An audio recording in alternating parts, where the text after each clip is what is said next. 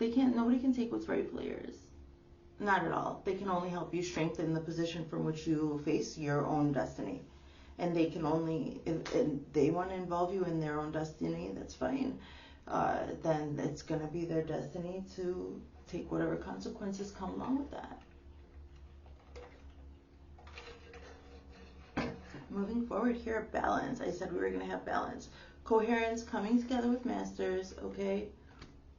You found your masters here with coherence, as above, so below. They were meant for you, okay? As above, so below. Their spirit guides, these masters that you're getting together with, their spirit guides were working with you long before they even came into your awareness. As above, so below. It's coming together into coherence with a balance. Okay, you've got the Six of Pentacles here. You're going to get justice for whatever it was you went through. Because the only thing that was ever on your mind was compassionate wish fulfillment. You weren't worried about any of that stuff. But I see that you actually did have to deal with the repercussions here with miracle. You got a miracle by causing the tower moment because you were just fed up. You were just fed up. I see that you were fed up with something. You just kept putting your best foot forward. You were fed up with it. That's why you caused miracles by shifting the paradigm, by making a new decision. I think it's such a new decision to everybody. It affects a lot of different people. The miracle was the change in the bloodline, was the change in it may not be with family, it doesn't have to be bloodline. It could just be like stories repeat themselves, patterns repeat themselves in circles, attached to different groups and entities, dynamics. Even certain patterns go all across all demographics, and social status has no impact on it. So, and you made a choice that impacted, you just made a new decision. You took advantage of your free will, you recognized it for what it was, and you stepped out of the old paradigm, and whereby you created a new one. Here, you put all this down. It didn't matter because it was a pattern. I see somebody going through all of the Wands energy up to the 9 over and over again, and you didn't want to complete some pattern, some karmic pattern for somebody else's decisions again. You didn't want to do that. You made a new decision before it got to the 10 of Wands. You laid those burdens down. You created a tower for many, but also it was miraculous because nobody would ever know that you'd have gotten this far, or they would have gotten this far either, without you making a new decision here. Go Taurus. Moving forward here, and what won't be changed here. So it's a fine balance in the crown. So also the crown chakra's got to be balanced. So you may be somebody who receives a lot through the crown. You may receive a lot of downloads. You may be really, really guided. And some of your downloads may be to help others who are like this. And Spirit saying, do it, okay? The charity card is coming through to balance you out. Okay, that's the six of coins here. A balance with the 5 of coins, and you then had a balance from the 5 of rods to the 6 of rods here. So, and now I'm seeing a balance from the crown chakra. Okay, so you just be charitable where you can be. Your heart will guide you if you're following. You're in and out of this heart chakra and your creative flow. So you're always connected to your heart chakra. And Spirit's saying, don't deny yourself doing what you know is right. You've already done that here with Miracle on a grand scale. And that may have caused a big shakeup for a lot of people. And there may be a little bit of residual kind of trauma or anxiety over that. But in a small way also, you can always make small changes, new decisions, and small changes and take authority over your world. Maybe your world is set and you've got systems and you've got obligations and contracts and you can't make big decisions, but small changes count too. Very much so. As above, so below, as within, so without. Okay, and this dimension is also affects on another one.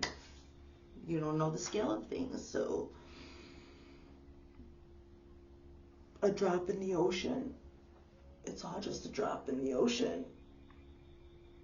And also it's all an ocean. So it's like depends on if you're looking from the micro or the macrocosm. And you actually, what you do actually does affect all of that. So you just follow your heart. You're tuned in here. Moving forward with the heart chakra. with the Mother of Swords, going in and out of your creative flow through the heart compassionately. Okay, what does it say here? Healing properties, harmonizing the mind and the body. So I wanted to do the mind and the heart congruency, and we have the mind and the body also coming through in your everyday flow, everyday rhythm and flow. So you might be somebody who moves a lot. You may like to dance. You may I'm picking up on a frequency right here. Now my body is bobbing to it. It happens sometimes with the Knight of Wands.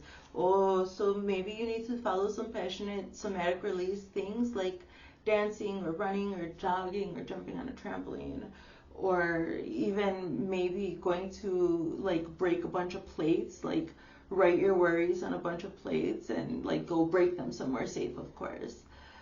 Just like some ritual thing where you're breaking and shattering of a cycle, okay? So you can do that in a number of ways.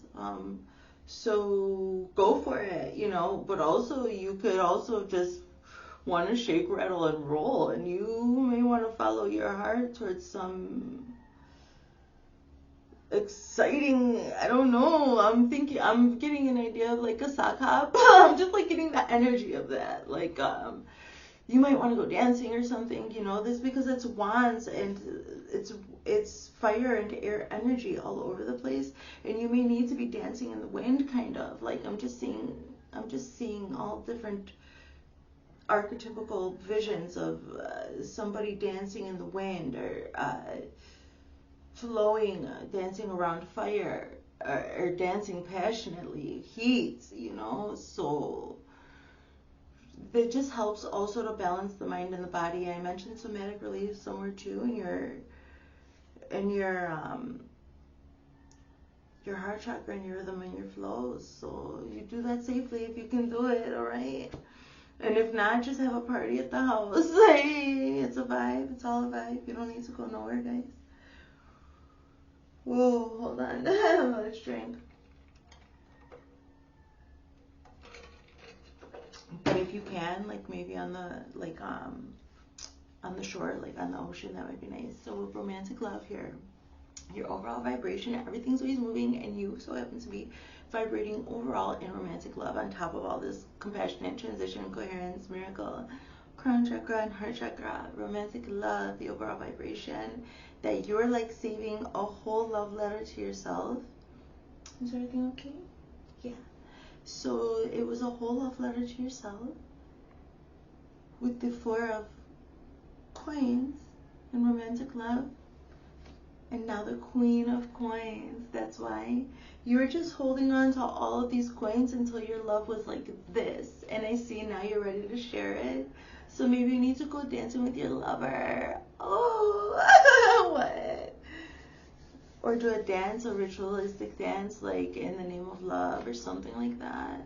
You can really get creative with it, guys, okay? And if you're not like somewhere where you could light a bonfire, you can just like make a fire in your grill. And you can do that in the backyard. And it doesn't have to be like some crazy witchy thing. You can just make a fire or sit in front of like something. Candles if you can't go anywhere else to do anything. Maybe a crackling, like a woodwick candle where it crackles, okay? For the name of love. So something like that, coastal sunset, woodwick candle, that would be really nice if you want to attract in love.